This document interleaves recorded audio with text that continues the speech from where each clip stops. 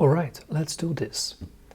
All you need is either Excel or Google Sheets. These are the two easiest, most obvious tools.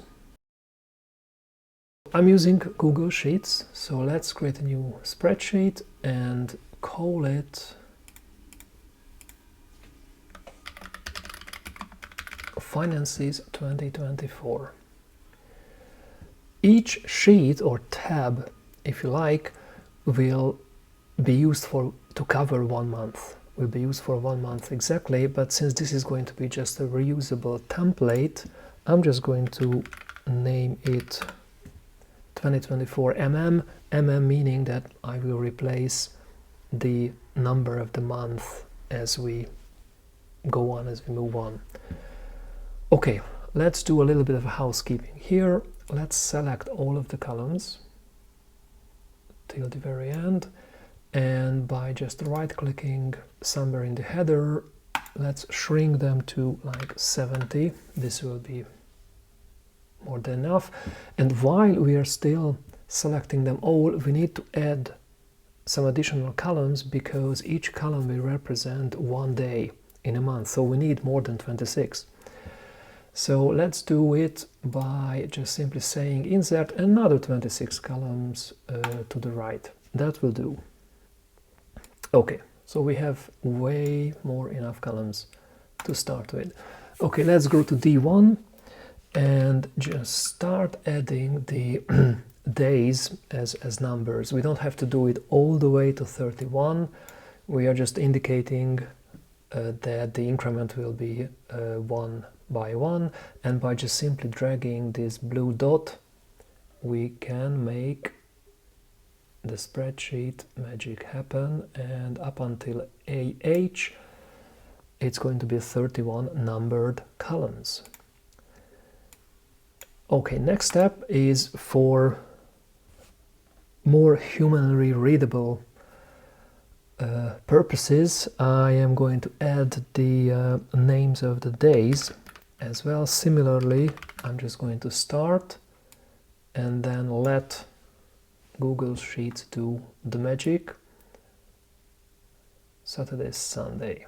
Okay, I'm just going to give some extra visual hint for the weekends. So we have 1 week covered, and then we are just going to copy and paste it a couple of times until we reach the end of the month, and then we will get rid of the additional ones. Now I know what you are thinking, that hey, the first day of the month is not always a Monday. Very true. As I said, it's going to be just a template, so we'll change it as we move on. Okay, 2 more things. Let's do a little bit of an alignment, and finally let's add just 1 bottom border just to distinguish that, okay, this is representing now a calendar in here. One more thing to do is to freeze just before the column D, so we can say freeze up to column C. So this means that whenever we scroll, all the important categories that will go into the row or the rows will be there, remain there on the screen. Okay. For column C, we need a little bit more space, so let's give it like 300. And this is a stage where I would stop for a moment, and if you are following me, then you should have something like this on your screen. So let me pause for a moment and we'll continue from here. Alright, so we have now our columns sorted, so each column will represent a day in the month, and now the rows will represent a category either as an income or an expense category. So let's do this. Let's start with the incomes. So just simply let's name it to income 1, income 2, just in case. You can rename it as you like if you would like to very specifically say where the income is coming from. I've got one more category, which is like what I call a carried over balance, basically from month to month. So I'm considering it on the plus side. And just for the sake of completeness, let's add another one. Who knows how many income streams you are going to get. So at this point, I'm going to freeze this one also. So I'm going to freeze it up to row 6. So this allows me to, even if you are on a smaller screen, to scroll horizontally and vertically, and you will still see the categories and the income streams intact on the screen. Okay, let's move on. So these were the incomes, where I do one more little trick. Just again, for visual clarity, I'm just going to say that, okay, all these rows represent an income.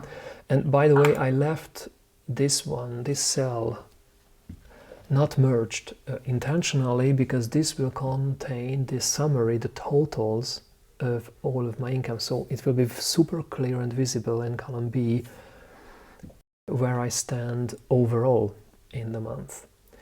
Okay, next one is probably, let's start with probably the biggest expense anyone can have, but again, please feel free to change it.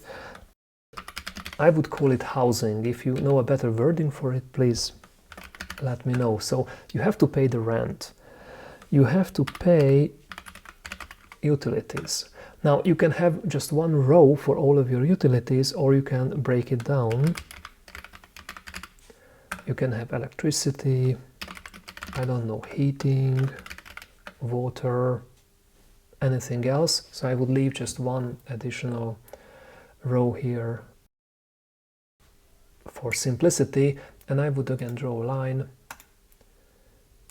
just merge these cells together, move it to the top, and if you remember, we will add this summary later on. Next one is maybe car expenses. I don't know. You may have some taxes that you have to pay, maybe insurance. You have some monthly servicing fees maybe, and most importantly fuel, where I usually add just an approximate number here that I budget for each month, so it's kind of visible to me immediately whether I bypass that or not. So again, just leaving one more row here. I'll draw the line like this, again merging and top aligning. So this will be our section for anything car related. Okay, next one, maybe it's telecom. Again, if you know a better wording, please let me know. This contains the internet, this contains your cell phone bills, and some additional items. So again, I'll stop here, draw the line, merge, and top align, and all the telecommunications expenses will go here. Next one, again, not in any necessarily particular order, I've got my family, so we definitely need to cover food, travel, medicine, and other expenses. So I'll stop here, again just adding the line, merging, and top aligning. Next one, big one, subscriptions, and we need a little bit more space here, so I would expand it to 100. Subscriptions. Now anything and everything goes here. Just to give you a few examples,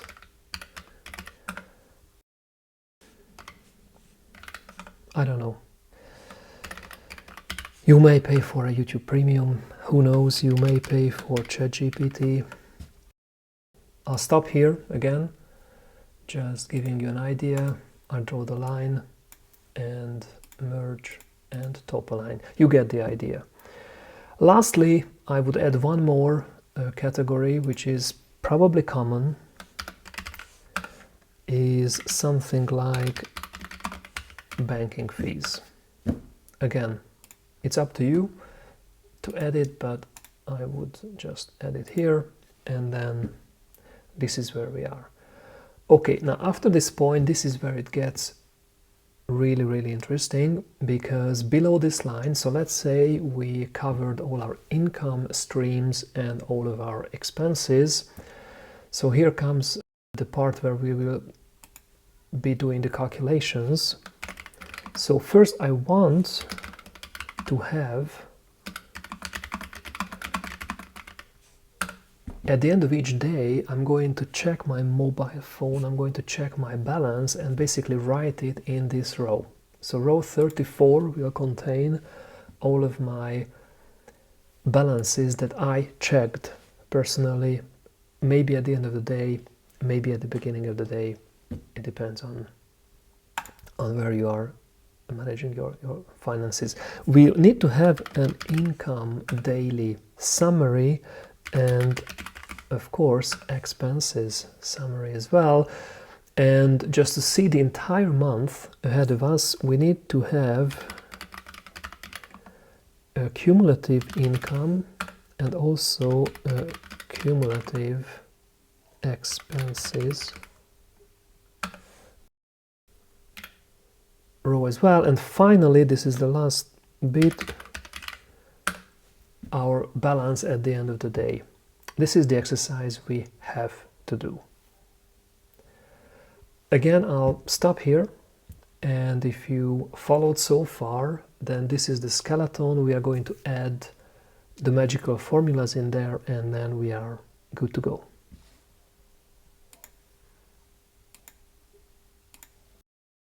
Okay, phase 3. For the manually read balance, I would indicate that I have to do something with it each and every day. Indicate it by coloring it differently. So just let's pick a color, any color. I will just edit that. Okay, this is something I need to do. For the total income, this is a formula. Now this is where Excel really shines. So essentially you need to say this is going to equal to the sum of the first 4 items. So at the moment this is totally 0 because we haven't filled in anything. The expense is going to be similarly the sum of the entire section up until the banking fees. Since this is going to be a daily summary, then the neat trick is then you can just simply expand it till day 31, and you should do the same for the expenses.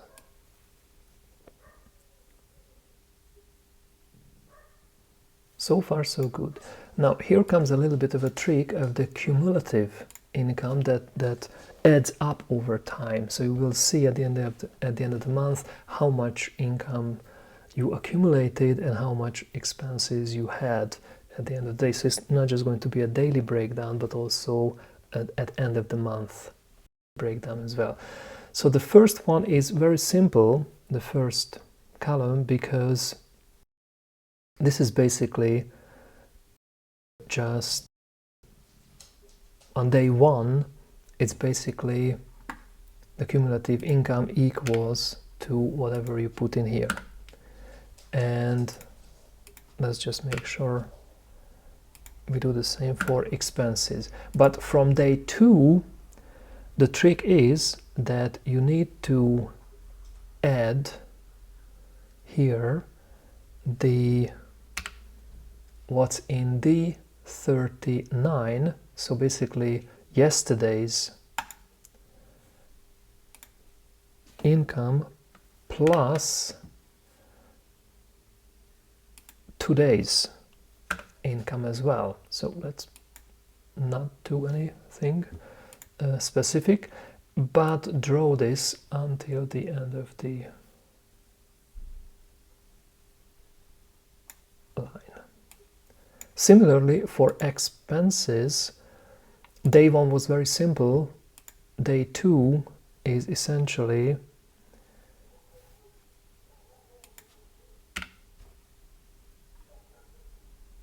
yesterday's total expenses plus today's total expenses.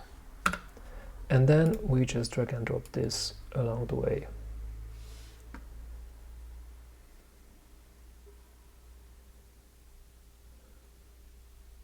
Okay, and last but not least, the balance is very, very simple, because essentially this is going to be, your balance will be basically all of your income, all of your cumulative income minus all of your cumulative expenses. This is also 0 without any values given. Okay, let's stop here for a moment.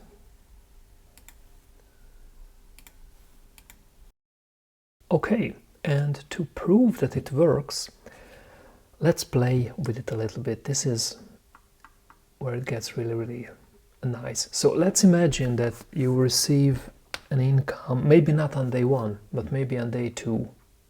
So let's say you get like 1,000, whatever currency you are working with. It can be US dollars, British pounds, euros, whatever. So you have an income on day 2, on a Tuesday you receive 1,000 income, cumulative income 1,000, balance is 1,000. But let's say you also pay a rent, again just playing with random numbers here, so you already spent like, I don't know, maybe 600 there. So expenses 600, the cumulative expense is 600, your balance is 400. Let's say on Wednesday, again just for the sake of the example, just to prove that the calculations work, you gain another income, let's say 250, but you spend, I don't know, you fuel your car, just randomly, let's say 60, and let's say you pay your internet, again just coming up with a number here.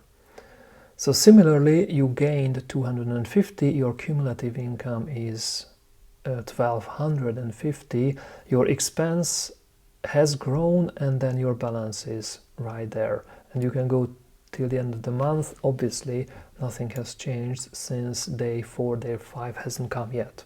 So this is just to prove that it works. Let's undo all these things, because we need to make a copy of this sheet. That's the whole trick of it. So let's do duplicate. Very easy, very convenient to do. And let's say we do it real, right? So we do it for September. So let's rename it. And let's say this is going to be 09, so September. So super quickly, let's check the calendar and see the exact aspects of September. Okay, so for the real September 2024, let's make some adjustments. As it turns out, the first day of September is a Sunday, so we need to grab this and just start fixing the actual days. And just to make sure that September only has 30 days, so we will just simply end on a Monday. So let's just double check that yes, 30th of September is actually a Monday. So by doing this, we just customized our financial tracker, And again, the same logic applies. So let's go from here in the next video. Thanks for watching.